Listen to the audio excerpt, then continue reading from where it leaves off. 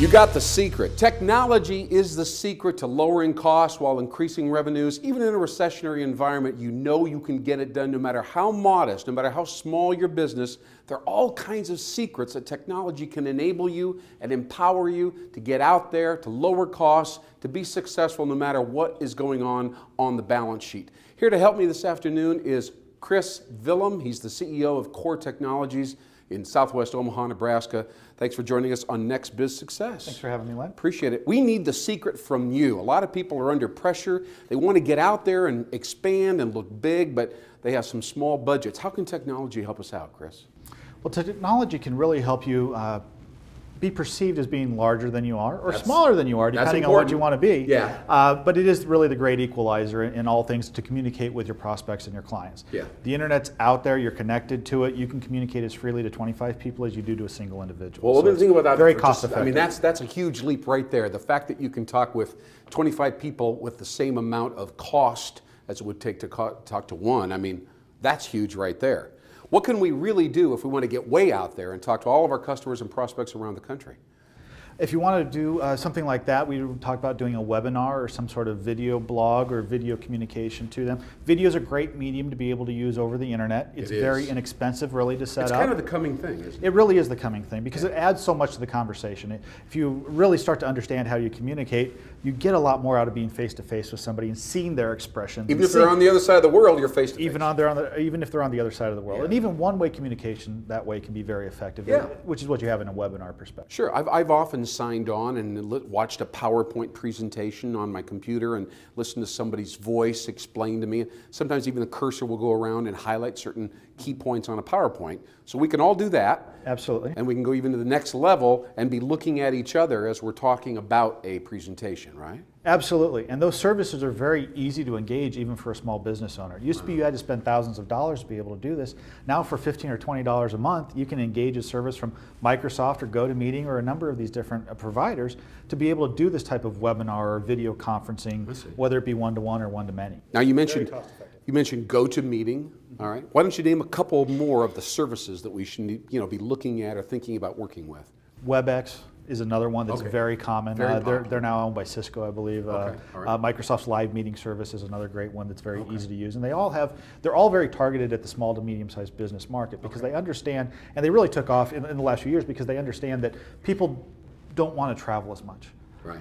Traveling's very expensive. To go to travel for a day to go see one client, that takes you out of the normal business cycle, and it's very expensive. So now, if you were a travel agent, I think I'd put you on the spot and say, what are you going to do now? But we won't go down that road. Well, travel is still necessary. There's something to be said for a nice hearty handshake with your client. Sure. But in between those quarterly or annual meetings you have with them, being able to talk face-to-face over the internet is very effective, and it can give you that immediate gratification because I can set that up tomorrow. If I'm using a webinar service, and I'm standing there by myself in an office and I'm talking, I'm not sure it's going to come across well. What would you suggest? The one thing that I would suggest that will help you transition to that type of scenario is set up a meeting or set up a lecture where you're going to be talking to people that are in your conference room. Record it and broadcast that online. So you've got somebody there to interact with. So you're not really speaking to the blank camera that's not giving you any feedback. You have somebody there. Let the internet be an observer sitting in a seat in the back of the room. Okay. All right. It's kind of the distributor of the message, but you still are interacting with some people that are. That's another secret right there. All right, we're picking up. What other secrets? The whole social media thing is just exploding, and people come to me every day. How do I use LinkedIn and Facebook and all the different social sites and so on? Is there some secret to making that work for me if I'm a small business person? Well, the entire Web 2.0 piece is very interesting, and it's difficult to really tell every business owner exactly how it's going to impact. There is no standard formula. There's no standard formula for it. You have to look and see, how does this fit into my marketing? How does it fit in the demographic that I'm looking for, the clients and prospects that I'm looking for? But also at the same time, don't get too intimidated by it. Nail up a Facebook page. Get signed up on Twitter. Start to use it. Start to figure it out. You can always change what you have up there. Yeah. That's such good advice. Everything can be undone. Several people I know are intimidated by it. They feel like just putting up a page isn't sufficiently, they're not being aggressive enough, and yet they have to do something. So they're a little bit torn, and they keep wanting to say, how do I reach 10,000 people tomorrow? That's the thing that's really going through their head. And I keep telling them at this point, that's probably a little bit tough using LinkedIn or what have you. That is a little outside and a little down the road there, Yeah, but yeah. having a site and having the information up there for somebody that's passing by to be able to view and to then choose to interact with you that way is very important. That's kind of the perspective we've taken. Make it easy for your prospects and clients to talk to you, whether they want to do it over LinkedIn or Facebook or through your website or through Twitter or through whatever means. Sure. Make yourself accessible. Yeah. You don't want that to be a hindrance or a hurdle that your prospects have to overcome. Great. All right. Well, maybe that's secret number 3 or 4 at this point, huh?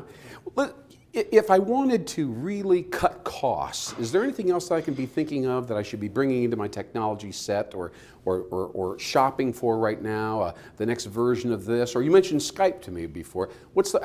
I guess I can cut out all of my cell phone and landline costs and subscribe to Skype. Is that right? Skype's kind of an interesting service in that it is free internet telephone service, so you can talk to another person on the other end over the internet.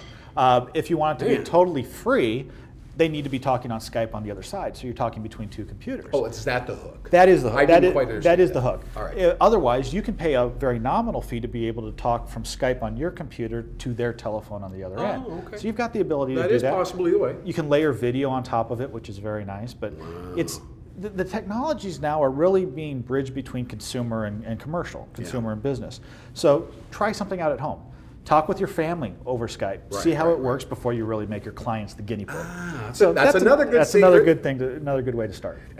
Can you tell me quickly before we wrap up here, Chris? What is Web 3.0? Is that looming out there and coming? We haven't figured out 2.0 yet, but is there a 3.0? Does it involve database applications or anticipating what a customer wants and giving it to them before they even ask? Or what is 3.0? Do you know? Honestly, I don't. Web 3.0 is going to, it's the next. If you don't know, then I'm not going to feel bad about it. It's going to be the next marketing iteration of whatever comes out. 2.0, we're still figuring out. It is all those new communication applications, the Twitter, the Facebook, those type of things. Sure. 3.0 is just going to be the next generation. I guarantee it's around the corner because technology works that way. It never stops. Maybe it's more video integration. Maybe it's more location-based is very interesting. They're working a lot more. Where are you, not just in the country, but where are you specifically? Are you at a store? Well, you want this type of information sent to you right at this moment. So that's probably where more of the 3.0 is coming into. Like mobile and location-sensitive messaging. Very much. Your mobile PDA devices, how we can market and push information to those devices is going to be very important. Well, whether we're talking about Web 2.0 or Web 3.0, Chris Villum from Southwest Omaha, Nebraska and Core Technologies, I know you're going to be on the leading edge. You're going to help my small business viewers learn how to get out in front. Whether they're scaling down or they're scaling up, technology is a key. This is NxBizSuccess. My name is Lynn Hinderrocker. Keep on going and keep on growing.